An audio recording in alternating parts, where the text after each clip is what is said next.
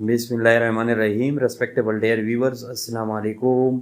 आज एक unique topic के साथ हाजिर है और आज का टॉपिक बहुत ही इम्पॉर्टेंट है और हर लेवल ऑफ स्टूडेंट के लिए इसकी सिग्निफिकेंस और इम्पोर्टेंस अपनी जगह पे है। तो जिसने भी हमारे चैनल को सब्सक्राइब नहीं किया वो सब्सक्राइब कर ले। जो सब्सक्राइबर है वो बेल आइकन को लाजमी दबाए ताकि हर नई वीडियो की नोटिफिकेशन सबसे पहले आपको मिल सके। और जो सब्सक्राइबर है वो वीडियो को ज़्यादा से ज़्यादा लाइक और शेयर किया करे ताकि बहुत सारे लोग उससे मुस्तफ़ीद हो सके। अब आज के टॉपिक की जानिब जाते हैं। आज का topic basically a child is the father of man bye William Wordsworth. यानी विलियम वर्ड्सवर्थ ने किस पोएम में और ख़ास तौर पर ओड टू इमॉर्टेलिटी में या ode to intimation of immortality from recollection of early childhood में यानी उसकी शुरुआत जो है इसी यानी फ्रेज से की है या इसी जो है यानी लाइन से की है, a child is the father of man. तो इसकी इंटरप्रिटेशन और इसकी वजाहत और with the theory based concept जो है मुख्तलिफ चीज़ें आप लोग के साथ शेयर करेंगे। यानी इसके बारे में यानी उसकी हिस्टोरिकल बेस्ड कंसेप्ट भी शेयर करेंगे, थ्योरी बेस्ड कंसेप्ट भी शेयर करेंगे और पोएम बेस्ड कंसेप्ट भी शेयर करेंगे। तो आप लोग कंसेप्चुअल अप्रोच के लिए हम स्टे कनेक्टेड है, ए टू जी लेक्चर को वॉच करें। इंशाल्लाह अज़ीज़ आपके परसेप्शन में इजाफा होगा।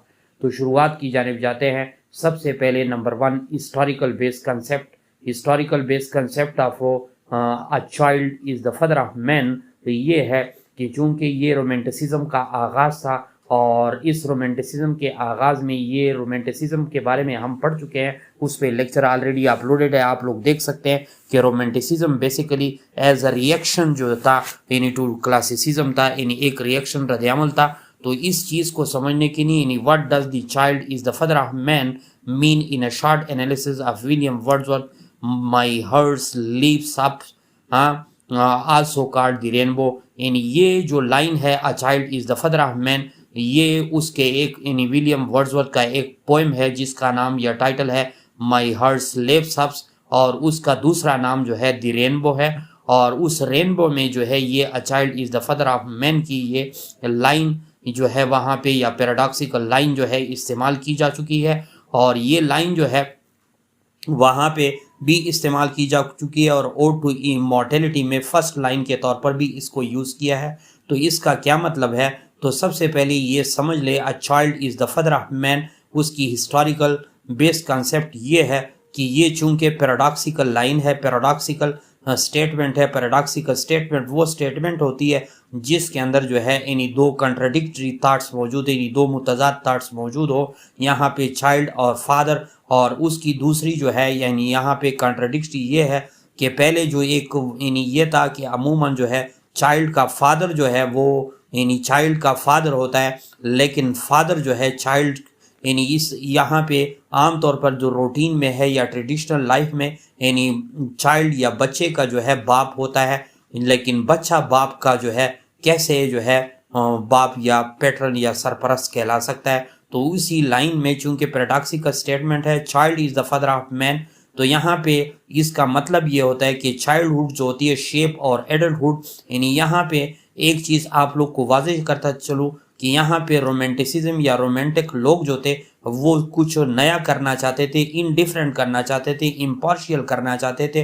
तो उन्होंने as a reaction to shake up the way we view our self, तो इसी वजह से उन्होंने ये आइडिया एक्सप्रेस किया था। तो ये उसकी हिस्टोरिकल बेस्ड कंसेप्ट थी जो मैंने आप लोग के सामने पेश की कि रूटीन में तो इस तरह था, यानी रूटीन में तो आम लोग जो है या क्लासिसिज्म लोग इस तरह कहते थे कि बच्चे का बाप होता है, लेकिन बच्चा बाप का कैसे सरपरस्त बन सकता है। ये तो फिर रोमांटिसिज्म कुछ यानी इनडिफरेंट करना चाहते थे एज ए रिएक्शन। तो ये उसकी हिस्टोरिकल थी। असल उसकी थ्योरी बेस्ड कंसेप्ट जो है वो नोट कर ले, यानी what does the child is the father of man paradox means, यानी इसका क्या मतलब बनता है।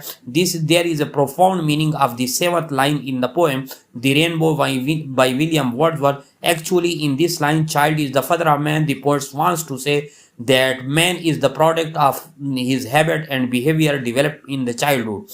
यानी इसमें ये मतलब बनता है कि बच्चे के यानी आदमी जो होता है एडल्टहुड जो होता है उसके जितने भी यानी आदमी जो होता है एडल्टहुड को पहुंचा हुआ शख्स जो होता है वो बेसिकली प्रोडक्ट होता है किस चीज़ का, यानी उन तमाम हैबिट्स, आदत का और उन तमाम रवैयों या बिहेवियर का जो बचपन ही में, यानी बचपन ही में जो रवैये, जो तरीक़ेकार, जो हैबिट्स यानी बच्चों के डेवलप हो जाते हैं, वो दरअसल जो है आदमी की शेप या पर्सनैलिटी को एडल्टहुड में ही बनाते हैं। तो ये बेसिकली चाइल्डहुड जो है मोस्ट हैवियर हो गया यहाँ पे, चाइल्डहुड जो है मोर पावरफुल हो गया यहाँ पे। और दूसरी बात, यहाँ पे इन्नेटिज्म की क्वालिटी भी कुछ हद तक जो है, इन्नेटिज्म की थ्योरी भी कुछ हद तक इस पे अप्लाई हो सकती है। और वो कैसे? In the philosophy of mind, innatism is the view that mind is inborn with the already formed ideas, knowledge and belief।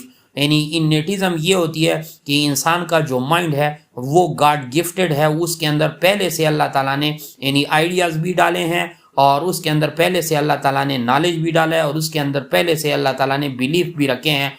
और ये जो है इनबॉर्न क्वालिटी होती है, इन्नेट होती है, मादरजाद होती है, और वो जो है इन्हीं गिफ्ट के तौर पर अल्लाह ताला इंसान के माइंड में ये चीज़ें रखता है।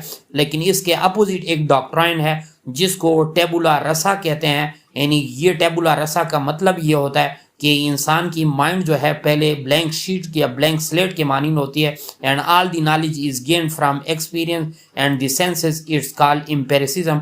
और जिसको एम्पेरिसिज्म भी कहते हैं कि इंसान का माइंड एट बर्थ जो है बिल्कुल साफ और शिफाफ या ब्लैंक स्लेट के मानिंद होता है, और वो एक्सपीरियंसेस के थ्रू जो है नॉलेज गेन करता है। और इसी तरह एम्पेरिसिज्म इस चीज़ यानी प्रैक्टिकलिटी इस चीज़ को कहते हैं, या प्रैक्टिकल अप्रोच इसको कहते हैं। तो यहाँ पे जो सेकंड थ्योरी बेस्ड कंसेप्ट था वो इन्नेटिज्म के थ्रू था, कि इन्नेटिज्म में जिस तरह गॉड ने चाइल्डहुड में जो है यानी हर चीज़ इंसान के माइंड को गिफ्ट किया होता है, तो चाइल्डहुड भी एक गिफ्ट ऑफ गॉड है, और उसके अंदर वही स्पिरिचुअल पावर और वही connection with the realm of God जो है बहुत ज़्यादा होता है। इसी वजह से वो समझता है कि चाइल्डहुड की जो हैबिट्स होते हैं, बिहेवियर होते हैं, और उसके जितने भी तरीक़ेकार होते हैं, वो आदमी की यानी फ्यूचर में या एडल्टहुड में भी पर्सनैलिटी की बायस बनती है। तो इसी वजह से चाइल्डहुड जो है मोर पावरफुल है, और जब चाइल्डहुड एज मोर पावरफुल है तो child is the father of man. यानी वो ये समझता है कि एडल्टहुड में तो बंदा मेटेरियलिज्म की वजह से उसका कनेक्शन ऑफ हो जाता है naturalism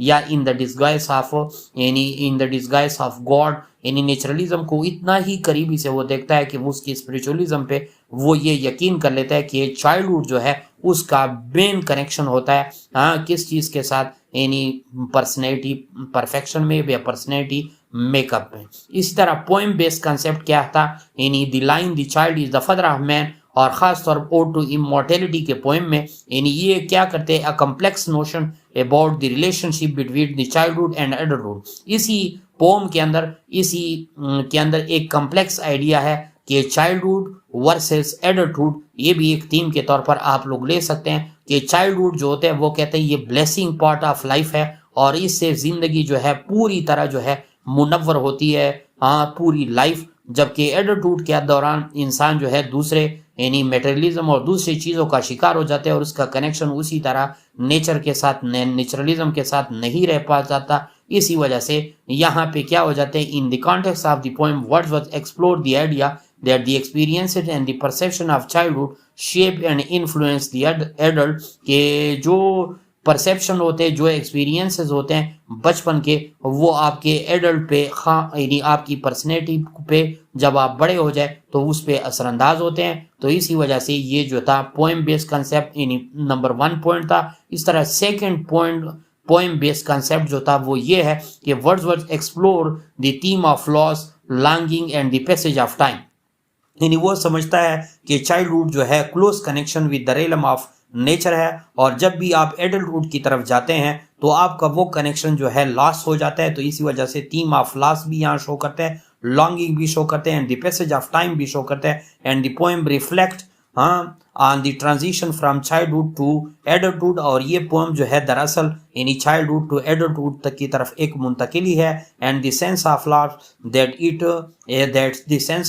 that accompanies it despite the inevitable changes and challenges of the growing up। Wordsworth suggests that memories and experiences of childhood serve as a source of solace and inspiration throughout the life। और ये भी इसी pome के अंदर वो समझता है कि चाइल्डहुड चूंकि direct connection with the nature होता है, यानी स्पिरिचुअल फेज ऑफ लाइफ होता है, और वो उसका एडल्टहुड में खास तौर पे इन्फ्लुएंस होता है, तो बाकी लाइफ में अगर कनेक्शन आपका आप भी हो जाता है विद द नेचुरलिज्म या नेचर के साथ, तो आप जो है with the memories of past और ख़ास तौर पे चाइल्डहुड जो होती है वो as a source of solace and inspiration throughout the life होती है। और फोर्थ नंबर पे कंक्लूजन है, in the essence the line "the child is the father of man" underscores the enduring significance of childhood in shaping our identities and worldview.